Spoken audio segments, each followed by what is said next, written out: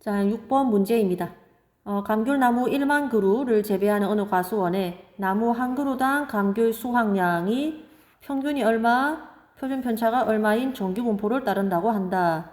그 말은 얘가 이제 하나의 확률 변수 x가 되어야겠고, 이 말로부터 x는 정규 분포를 따르는데 평균이 30, 표준 편차가 1.5다 이렇게 정리를 할 수가 있겠죠. 자, 그런 상태에서 이 과수원의 감귤나무 중에서 감귤의 수확량이 34.5kg 이상인 나무는 몇 그루인지 구하시오라고 했습니다. 문제가 살짝 막힐 수 있습니다. 왜냐면 일단 어디까지 생각하면 문제가 좀 막힐 수 있냐면 몇 그루까지 생각하려면 좀 어려울 수 있어요. 그래서 요까지 끊어서 생각해보면 문제가 아주 쉽습니다. 얘만 어떻게 좀 구하자 하는 겁니다. 그러면은 이거는 잘 보면은 확률이죠.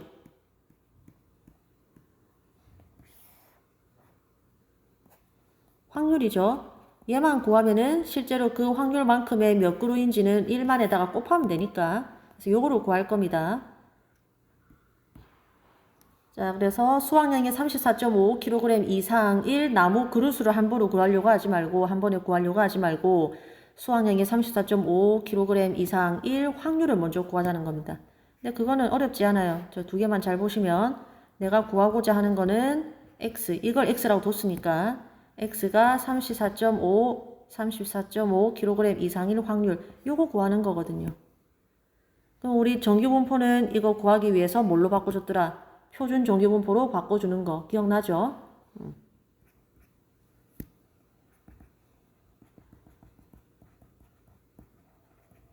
이게 아마 93쪽에 나오는 것 같은데 x에서 평균 빼고 표준 편차로 나눠준 녀석을 새로운 확률 변수로 취하는 거 기억나죠? 자, 그러면은 자, 요 모양 만들어주기 위해서 마이너스 평균이 아까 30이었죠? 하고 나누기 표준 편차가 얼마? 1.5죠. 그러면은 요만큼이 확률 변수 z가 됩니다. 따라서 이거는 z가 요 계산하면은 3이죠. z가 3 이상일 확률과 같습니다. 얘를 이렇게 바꿔주는 과정 잊어버리면 안 됩니다. 자, 요것도 이제 표를 보면은 일단 그래프를 한번 그려보면은 확률 질량함수 그래프를 한번 그려보면은 0을 중심으로 대칭인데 3 이상의 확률이니까 요거죠. 근데 교과서 맨 뒤에 있는 확률 분포표에는 이거는 나와 있다 없다? 없다. 그래서 전체 요만큼의 확률, 전체 확률의 절반이니까 이거 뭐예요? 0.5죠. 여기에서 거꾸로 뭘 빼자? 요만큼을 빼자. 이렇게 문제를 구했었죠. 그래서 0.5에서 저 녹색만큼을 뺄 겁니다. 그럼 이게 표에 나와 있죠. 그래서 0.5 마이너스 요만큼의 확률 찾아가지고 빼주면 얘가 0.0013이 나옵니다. 그게 이거예요. 자, 그러면은 이제 실제 내가 구하는 걸로 가봅시다. 내가 구하는 거는 확률이 아니라 몇 그루인지를 얘기를 해야 되잖아요. 자, 구하는 것은 수확량이 34.5kg 이상인 나무 수입니다. 근데 이거는 가만 생각해보면 전체 나무 수가 나와 있으니까 전체 나무 수에다가 곱하면 돼요. 뭐를? 수확량이 34.5kg 이상일 확률을. 근데 지금 얘가 문제에서 1만이라고 돼 있죠. 요게 방금 우리가 0.0013이라고 구했죠. 그러니까 0.0013에서 1만을 곱하면은 하나, 둘, 셋, 네 칸 가면 되죠. 따라서 깔끔하게 숫자 13이 나오죠. 따라서 답은 13그루다 이렇게 얘기를 할 수가 있겠습니다.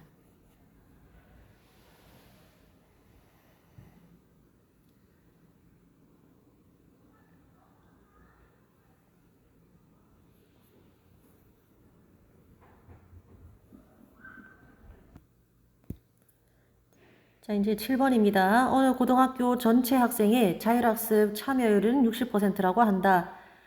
이 학교 학생 중에서 150명을 임의로 뽑을 때.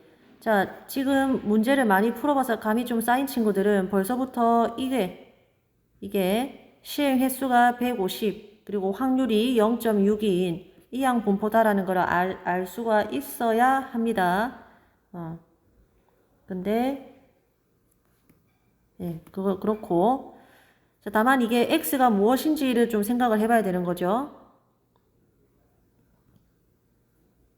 자, 그 다음에 자율학습을 하는 학생이 84명 이상, 102명 이하일 확률을 구하여라. 이제 요게 구하는 내용입니다. 구하는 겁니다. 식으로 표현하면은 이렇게 되겠죠. 자, 일단 이까지 읽어봤을 때 이항 분포가 될 것이다 알 수도 있지만, 알아야 되지만, 이제 이게 과연 진짜로 이항 분포가 되는가 생각을 해봐야 됩니다. 자, 이항 분포인지를 확실하게 알 수 있기 위해서는 몇 가지 조건을 생각을 해야 되죠. 예, 잠깐 오른쪽에 가보면 우리 교과서 83페이지에 83페이지인가 잘하면 82페이지 수도 있습니다. 어쨌든 저 언저리에 이항 분포의 정확한 뜻이 나오죠. 뜻이 뭡니까? 하나의 사건 A가 일어날 확률이 이제 P인데 이러한 시행을 여러 번 하죠. N번 하죠. 그리고 이제 각각의 시행은 서로 무엇이어야 돼요? 영향을 끼치지 않는 독립시행이어야 되죠. 자, 그때 바로 이 사건 A가 일어나는 횟수, 즉 발생 횟수, 이 녀석을 발생 횟수를 X라고 둘 때 이 X는 이제 이러한 이항 분포를 따릅니다. 자, 이 말을 다 기억하기 힘들면 뭐는 적어도 따지라 했죠. 첫 번째, 지금이 독립시행인가? 두 번째, 발생 횟수를 X로 두었는가? 이 두 가지는 반드시 따지라고 했죠. 자, 그럼 두 가지라도 한번 따져봅시다. 학생 150명을 차례로 검사를 하는 거죠. 첫 번째 학생, 두 번째 학생, 세 번째 학생 검사해가지고 너 야자하니, 너 야자하니, 너 야자하니 이렇게 되는 거죠. 자, 앞에 애가 야자를 하든 말든 뒤에 학생의 야자 참여 여부에 영향을 준다, 안 준다? 주지 않는다. 그죠? 따라서 독립시행은 맞습니다.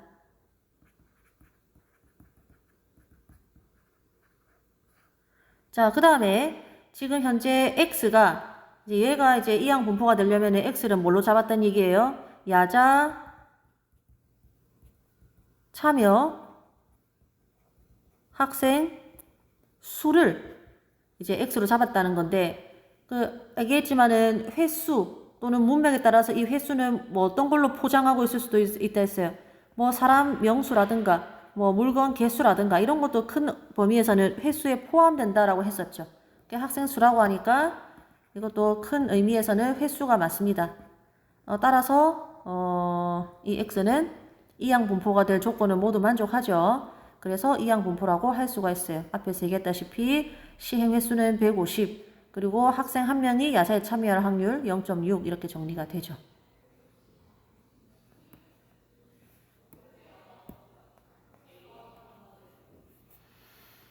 자, 그 다음에 요거 좀 복습을 해봅시다. 지금 현재는 분포가 이항 분포인 상황이죠. 여기에서 우리가 구하는 것은 이겁니다. 자, 얘를 정규 분포로 또는 표준 정규 분포로 안 바꾸면은 원래는 이거 어떻게 구해야 돼? 야자 참여하는 학생 수가 84명일 확률, 85명일 확률, 120일 확률 다 구해가지고 싹 다 더해야 되죠. 왜? 이것은 뭐니까? 이산 확률 변수니까. 근데 그렇게 구하기 싫어서 시행 횟수가 어느 정도 클 때, 특히 이제 n 곱하기 p가 5 이상일 때, 그 다음에 n 곱하기 q가 5 이상일 때 뭘로 바꿀 수 있다라고 했어요? 정규 분포로 바꿀 수 있다라고 했었죠. 뭐 그 과정을 굳이 이름을 붙이자면 정규화라고 할 수 있는데, 이름을 붙이는 게 중요한 게 아니라 이항 분포가 시행 횟수가 너무 크면은 정규 분포로 바꿀 수 있다라는 것이 중요합니다. 자, 그 다음에 이 정규 분포를 뭘로? 표준 정규 분포로 바꾸는 과정.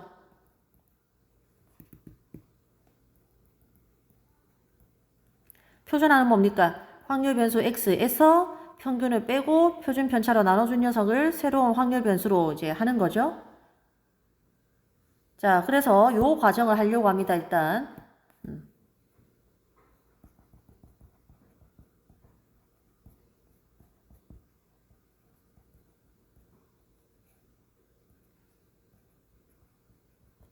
자, 이항분포를 정규분포로 바꾸기 위해서 따져야 될 게 NP가 5 이상이냐, NQ가 5 이상이냐 따져야 되죠. 근데 해보니까 5 이상이 실제로 되죠. 뭐 N, P, Q 다 나와 있으니까 그건 여러분이 직접 한번 해보세요. 만약에 소술하는 상황이라면 그거 다 일일이 소술하셔야 됩니다. 자, 따라서 정규분포가 되고 이제 평균과 그걸 구해야죠. 저기 분산을 구해야 되죠. 평균은 원래 이항분포의 평균 그대로 갑니다. N 곱하기 P. 따라서 150 곱하기 10분의 6이니까 90이 되고, 그 다음 분산도 원래 이항분포의 분산 그대로 갑니다. NPQ죠. 그러면 150 곱하기 10분의 6 곱하기 10분의 4. 계산하면은 36이네요. 웬만하면 36이라고 하지 않고 뭔가의 제곱, 표준 편차를 살려주는 게 좋죠. 자, 따라서 이 x라는 것은 원래는 150, 0.6인 이항분포였는데 우리가 방금 정규화를 한 결과 어떤 정규분포로 평균이 90이고 표준 편차가 6인 정규분포로 바꾸어 생각할 수 있었다. 그럼 이제 내가 구하는 것은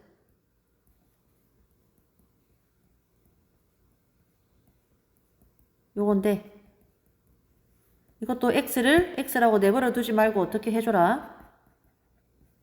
이 녀석을 z로, 즉 표준화를 해줘야 되죠.